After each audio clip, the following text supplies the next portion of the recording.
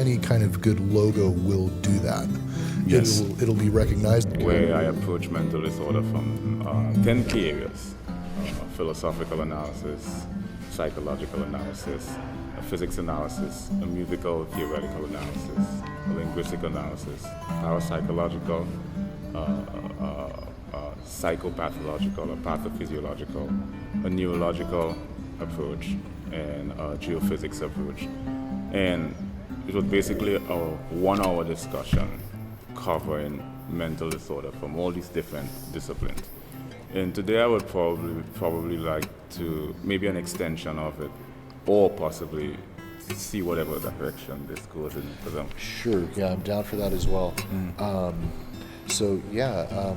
I have worked with kids in the past that had autism, and I never saw a case, like I never saw 2 kids that ever had the same kind of symptoms or like anything resembling the other child that also had a diagnosis with autism. There's always something new. And so, like, do you have any theories on how this manifests in so many kids these days? Because it seems like statistically the numbers have been going up. I would probably use the X-Men analogy, where it's quite conspicuous that there's some sort of biological evolution occurring with the X-Men, and no 2 gifts are identical, but it's clearly the X-Men.